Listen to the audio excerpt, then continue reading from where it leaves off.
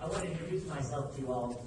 My name is Prasad, and I'm joining the team here at FDA. It's an honor to do so. I'm coming from the University of California, San Francisco, where I've been a professor for the last 5 years, and from the academy. But I'm no stranger to federal government. Of course, I did my fellowship in hematology and oncology at the National Cancer Institute. Recognize some familiar faces in the audience, so it's a pleasure to be back working here in government. I just wanted to give you some of my thoughts on FDA and to tell you a few things I think that are interesting about evidence and to sort of let you know what I'm all about. First of all, I wanted to start by saying I'm in admiration of the work you all do. I think it is truly a public service. I think what we do is incredibly important, and it's one of the things that sets this country apart globally as a place that's been excellent. I want to let you know that I believe in data and evidence. I hope this talk will give you a clue about that. I take it very seriously. I think those are our guiding methods and principles. And we talk about stakeholders all the time in this business. I think it's important to say our number one stakeholder are American patients and the American people. That's always our number one stakeholder. And that's what I firmly believe. No other stakeholders are number one, but they are important to hear from. Okay, so about me. So I'm a practicing hematologist oncologist, and I've been practicing since I finished my fellowship 10 years ago at the NCI, and before that, for 10 years of medical training. I see patients with anything hem-onc, from von Willebrands to iron deficiency anemia to myeloma to ET to all the solid tumors, pancreas cancer, lung cancer, and the like. I choose at the University of California, San Francisco to work at the county hospital, San Francisco General Hospital. I've been working there the last 5 years. I was working there as recently as a week ago in clinic. And I do 3 months a year on service during the years I've been there. I choose the county hospital because I believe in the mission of the county hospital. I think we have an obligation to serve the underserved. I think it's one of the places where you can really practice the most impactful type of medicine. I consider myself an academic, and that has been my real major occupation of my life. My academic research discipline is epidemiology, evidence-based medicine, and I applaud what you do. I've learned a lot from reading your papers over the last 20 years, and I myself have hoped to contribute to the conversation by writing books and scholarly articles that I have spent a lot of effort to try to make freely available to anyone to read and to try to disseminate some of these scholarly findings for the lay public through podcasts, social media, etc. So if you go to some of the websites I have, I think you can, through the University of California system, download every paper we've ever published for free. Of course, you all have access. Okay, there's a little bit. Okay, so I wanted to give you guys something a little bit interesting to think about evidence, and I just tell you maybe 2 stories about evidence that caught my eye over the last 10, 15 years. This one starts one day I was in clinic, and this is an artist rendition of me in clinic shown behind you here. So a couple of years ago, I was working in the county hospital. We had a pre-med student doing some shadowing. And she came in and shadowed me for about a few weeks. She went home, and in the mail, I got this 30 by 20 charcoal sketch in the mail a few weeks later. And it was this picture right here. She drew it, sort of an artist rendition of me in clinic. And to this day, it's one of the nicest things that anyone has done for me, shadow me in clinic. Like all artists, she took some artistic liberties with this photo. For one, I'm pictured wearing a white coat, but due to budgetary cuts at the University of California, San Francisco, I did not receive a white coat. I'm sorry, I actually don't have a white coat. I have to see patients in a suit.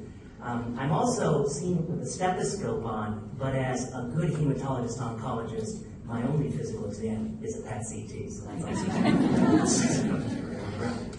okay. So one day I was in clinic, and as so often is in clinic, it was a question that came up that I tried to answer with the best available evidence. And I was in clinic, I was taking care of a 65-year-old woman with multiple myeloma, a blood-based cancer, pretty rare cancer that tends to affect the elderly. She was joined by her 60-year-old sister, her younger sister. And the younger sister was completely healthy. She was in complete good health.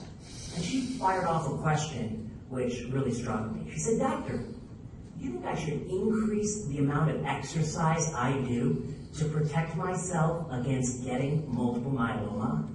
I said to myself, that's a heck of a question. It's a heck of a question because you're really asking, as a first-degree relative of someone with this cancer, are you at increased risk of it compared to the general public? That's one. And 2, does increasing the amount of exercise you do reduce the incident rate of developing the malignancy? That's really the crux of the question. I was really kind of racking my brain to think, what do I know about this topic? I haven't read any papers on this topic.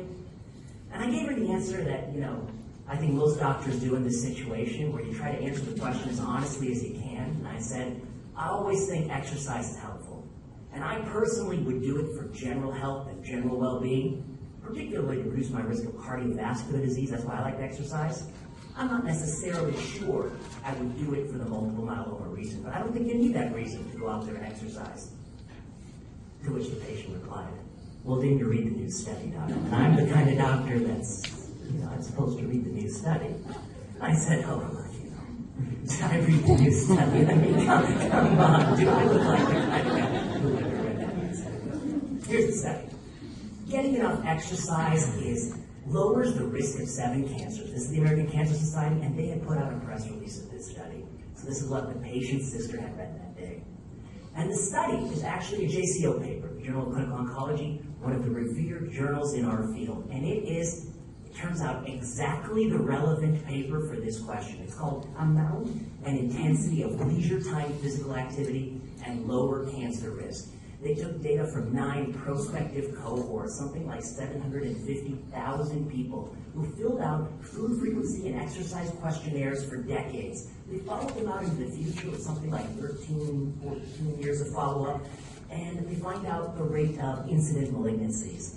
And did you know there's a statistically significant lower risk for 7 of the 15 types of cancer they looked at? And I was a hem-onc doctor, and I've been taking care of patients for 15 years in oncology, and the first thing I thought to myself was, how many cancers are there? Actually, I don't know the answer to that question. Why these 15 cancers? Why these 15? Why not the other cancers? That was my first thought. I think there are probably a few thousand cancers if you think about the way cancer is increasingly a collection of rare diseases. But they chose to look at 15. And would you believe, in figure 1 of the paper, there is a pain that's particularly relevant to this patient's question. It shows multiple myeloma incident malignancy among healthy people, the hazard ratio as you increase the number of METs you do a week of exercise. And as you can see clearly, you all know hazard ratio 1 means you're the same baseline risk. You can see as you exercise more, up to 15 hours, it looks like there's a protective effect of exercise. But then, like so many things in life, too much of a good thing doesn't work so well. So that sweet, sweet 15 hours a week of meds. And when I saw this figure, I thought to myself that even though I had gone to med school and I've been practicing medicine for many years, I was fully honest, I didn't know what a med was. I had no clue. I'm not sure what a med is. And so I did what most doctors do when they don't know the answer to a question, and the patient's with you. You tilt your monitor away from the patient, you look it up on Wikipedia. And on Wikipedia, would you believe, there's this wonderful table of meds that explains what a med is, and it's put in several buckets. Light intensity, moderate intensity, and vigorous intensity exercise. And there are different types of meds, and it tells you how many meds you get if you do these different types of exercise. One thing that caught my eye was sexual activity was scored in meds, but it was benchmarked for a 22-year-old. And as an older person, I found this deeply insulting. But the plot thickens when you look at the supplementary appendix of the paper, as so often is the case. The plot thickens when you get into the study reviews and the primary data, because there looks to be like there's a differential treatment effect if you do moderate intensity versus vigorous intensity exercise. That protective effect only applies to the moderate intensity activities, not the vigorous ones. So how did I feel, putting all these facts together? That in the universe of all the cancers out there, they chose to look at 15. Of course, half of them have this significant relationship. They don't look at the other ones. Of all the ways you could slice and dice exercise, they chose to combine them all and look at METs, not how many miles you run or how much you walk or how much you swim. They find this relationship. It's only true for moderate, not vigorous intensity. It's only good for 15. It wears off after doing too much. I felt like this. I felt confused, and thankfully I have photos of myself in all emotional states for talks like this. I felt confused, and the reason I was confused was, to me, it's an implausible finding. I'm happy to concede that exercise is beneficial, but to me, it doesn't make sense that it would be moderate and have this kind of dose response. To me, there's a potential for multiple hypothesis testing, not just within this paper, the many ways in which you can have different analytic plans for exercise, but across the field of researchers doing retrospective observational studies with innumerable attempts at trying to find causal relationships in this space. They may have looked at hundreds of associations and they're only presenting me perhaps 15. I'm also thinking about confounding, because of course a person who's ill with perhaps some inflammatory condition can be both less likely to exercise and more likely to develop incident cancer. And finally, this is all predicated on measurement error. We know too often what people say they do and what they actually do may be different. So when you put it all together, I think it's low credibility. But the answer that day to the question was, didn't you read the new study?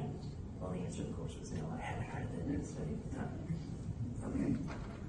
I'll give you one more example of something that caught my eye. This is a Cedar product, so we're in a safe space here we can talk about it.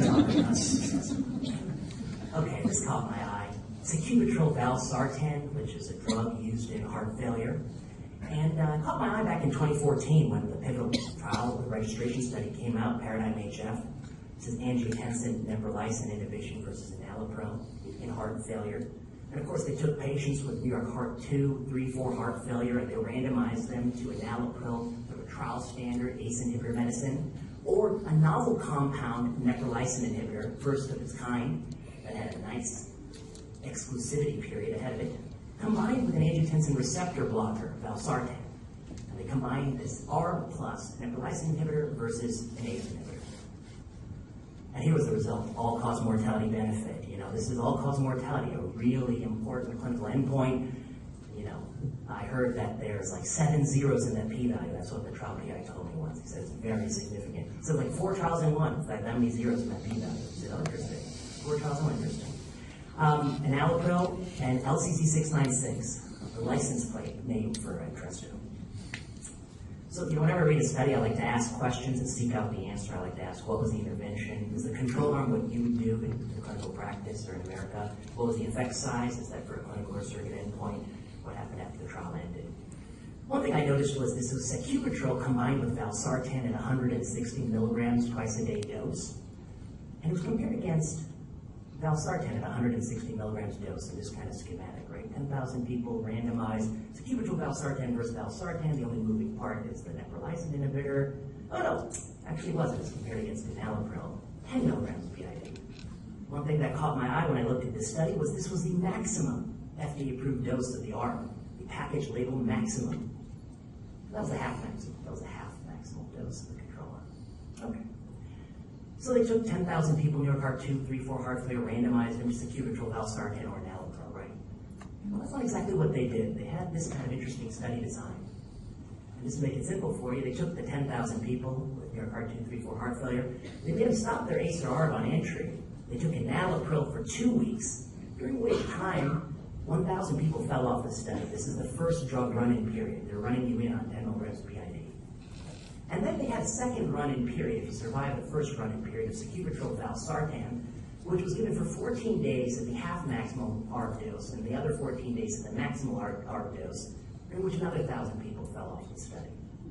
And then the 8,000 people or so odd who were subsequently remaining were randomized to continue to take on Tuesday what you took on Monday. That was the experimental arm. Or to switch back to a product you hadn't seen in a month. That was the control arm. That was the study design. When I saw this, I thought to myself, you know, what percent of people probably took a higher dose of enalapril at baseline than the maximally prescribed dose in the study protocol?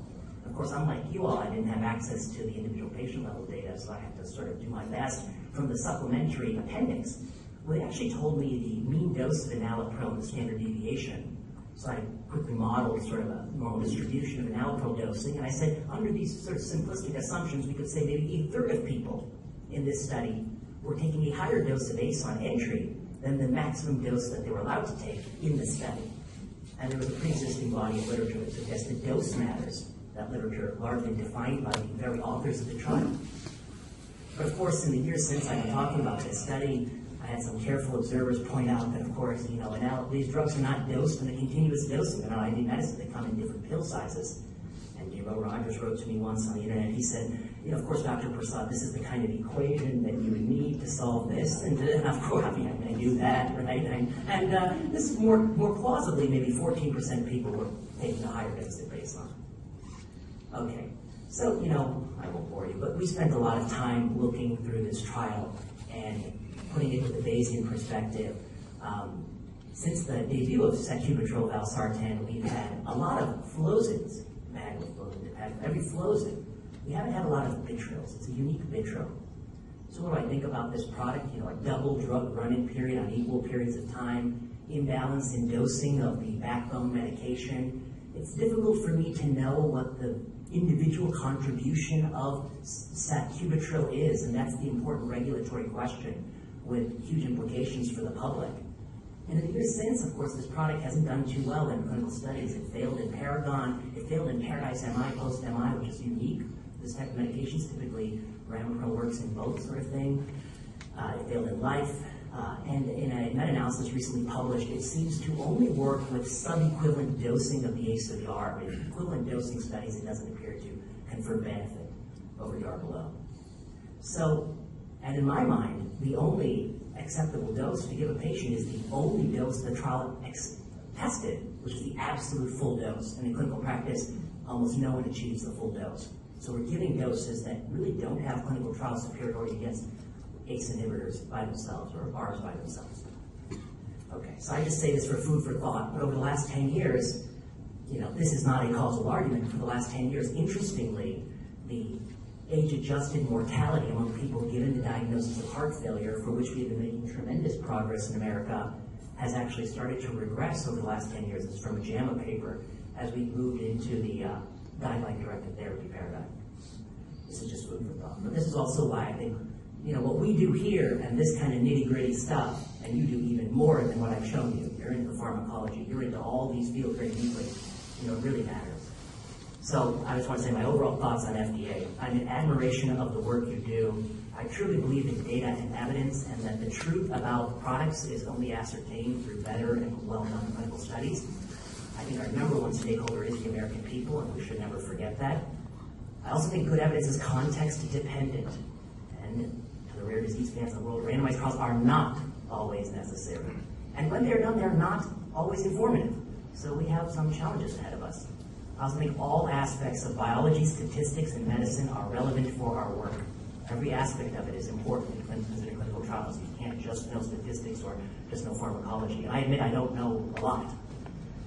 I think what everyone does here is incredibly important. I support primary reviewers who are cautious about dubious products with negative clinical trials and uncertain risk-benefit profiles.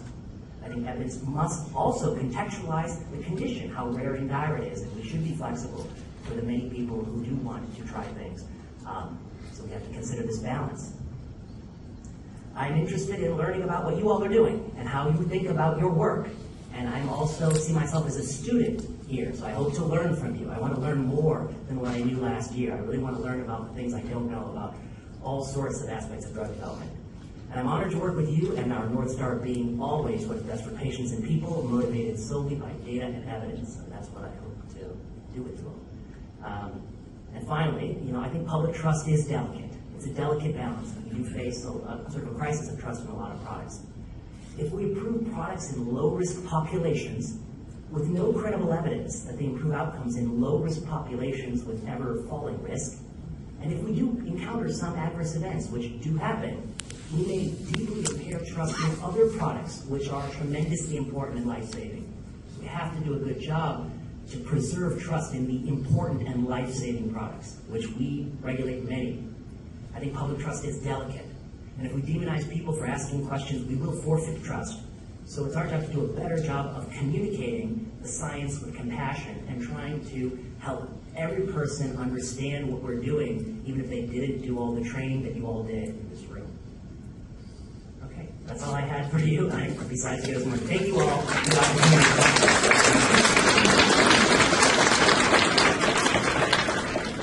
Okay, maybe I will take, I'm scared to do this. Maybe I'll take one or two questions and then I'll be hanging out here for a little bit.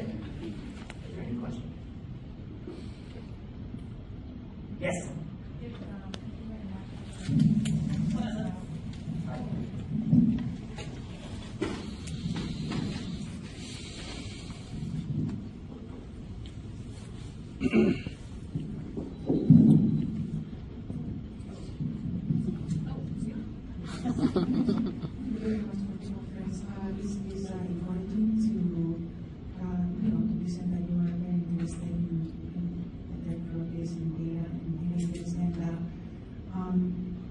just wanted to transmit to you a common concern from us reviewers in CBER, which is right now the fact that we don't have a functional library, electronic library.